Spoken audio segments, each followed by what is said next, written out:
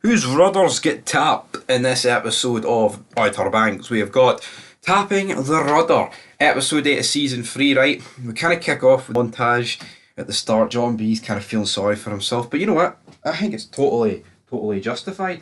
Because let's do the math, folks, right? His girlfriend's cheated on him. He's been absolutely shafted. And like JJ's trying to like cheer him up a bit. He's like, right, we're going to find a way to get to South America. We can't travel commercial. We can't do any of that stuff. So how's it going to go? Only time will tell how it goes. But we then cut to Topper's mother. She's talking on the phone to some woman saying, I went to the doctors, the MRIs and all this stuff came back. He's going to be fine, but he wants to press charges, brother. And then Sarah walks over, is like, where's Topper? She's like, in the basement, sweetie. So he goes down, well, Sarah goes down, and there's Topper working out at the weights. And he's not even that badly hurt, man. He's a bit bruised, but honestly, like, and then Topper's like gives it the whole of, I let John B beat me, which I do think, yeah, because I think earlier on in the show, Topper beat his ass, like, once or twice, like he mentions here. He says that he won't get revenge against John B, but he's going to press charges. And she's like, no, didn't press charges against John B. And then he's like, well, you press some charges against John B. And she's like, fine, I'll meet you at the police station later. But you knew this was never going to go through, man. You really knew that, man. JJ says, there's only one plan we've got to get into South America. So they go start to talking to Barracuda Mike. He's a drug smuggler. JJ says, well, my dad worked for you, how about me and him work for you? And you don't have to pay us. All the cost you have to pay us is a free ticket to South America. Venezuela. In you go. You get me? So, looking forward to this, how this goes down. So, basically they have to drop off a full fan of drugs. And this is just an absolute disaster, right? Like, I genuinely like this show. I think it's a decent enough show. Like, it's entertaining, right? But seeing you get scenes like this, where they're driving, John B and JJ are driving, the police have pulled someone over, and JJ's like, alright, act cool, he's like, and then he waves, right? And then John B, while JJ's driving, grabs his fucking hand and they steer off the road. Like, what a pair of fucking dicks, man. Honestly. Like, I know it's for a comedic element, but it's like, are you fucking asking to get caught, man? What happened to low profiles? This is just fucking. I get it, right? They're teenagers, are like, you know, they're not exactly seasoned veterans when it comes to crime. You know, this ain't the mafia, this ain't the Sons, this ain't the fucking Galindo cartel, this ain't Breaking Bad. You know, it's not even like it's Prison Break where they know how to manipulate the law and get around them, escape them, Michael Scofield style. No. This is Outer Banks, but to me, this was just fucking ridiculous. I'm sorry, it takes a few points off the episodes, but eventually the police catch up to them. They manage to escape. The fan is found, but then the police officer from like the earlier couple of seasons, like he put a tracker on them at the start of the episode, which they didn't know about. Sums them up. They wouldn't fucking know anything. Probably know their last fucking names at this point. And then he's like, yep, John B, you're getting arrested. Topper, he's pressing charges. So he gets arrested. He heads to the police station in the back of the police car. Sarah then arrives at the police station. She says she needs a minute with Topper. Topper's mom kind of sees where this is going, to be honest, but she says that you can't press charges against John B today. You need to hold out the charges.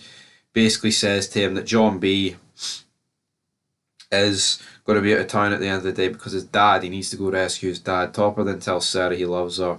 He says he's not going to press charges. And again, like, this is just absolutely shafting Topper. Like, Topper just fucking reads this like a book. He should have went, fuck off, Sarah, man. You're a wee fancy piece. Or you're a wee I guess Topper's, I don't know who's fancy piece, but Sarah's a whore, right? Has to be said. She's a whore. You're a whore. Chris Armall slanty fucking bitch slap across the face, man. It is what it is. We cut the Ward and Rafe having a wee talk, and basically Ward says that all the money and estate stuff has been left in Rose's name. He basically cuts off Rafe and says that we're selling Tannehill, which I can't believe he just jobbed out his own son like this after all the stuff that Rafe's done.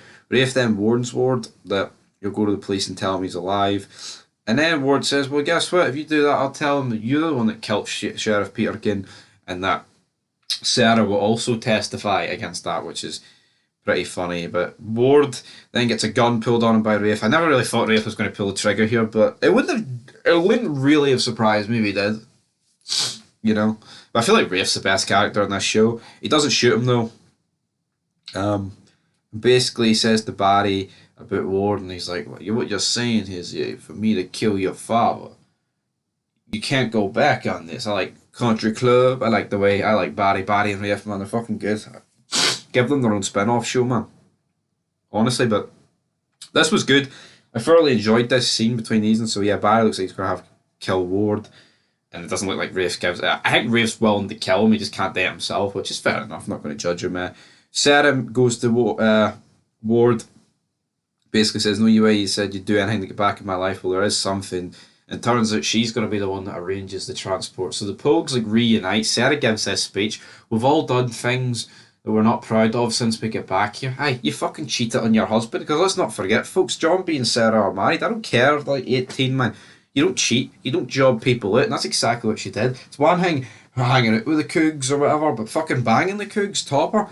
And then John B here, like a simp, just gives into her. Like, he kind of like doesn't want to kiss her, and then the kiss. Topper then pulls up, raging. He's fuming, and then he sees them like kissing and getting naked through the window. So what's Topper do? He pours the gasoline out. He sets the house on fire, and the episode ends. So who knows if they're dead or not? But again, Topper has been played like a fiddle. He did have a conversation with Rafe about Sarah, which made him go. And you feel sorry for fucking Topper. You do. Like last episode, you felt sorry for John B. But now he's just took Sarah back without any sort of like repercussions or anything. It's like, oh well, Sarah, I'll take you back. No danger.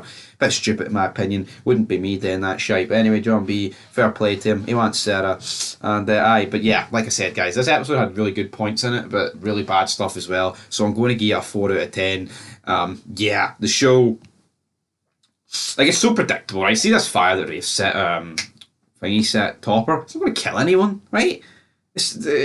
All it kills is my fucking brain cells and the free brain cells in my skull that are like registering about, oh, they're going to kill somebody here. No chance, man. See if they kill somebody in this house fire, I will eat a fucking tin of paint live on Vlog Entertainment. Heard it here first. But until then, peace.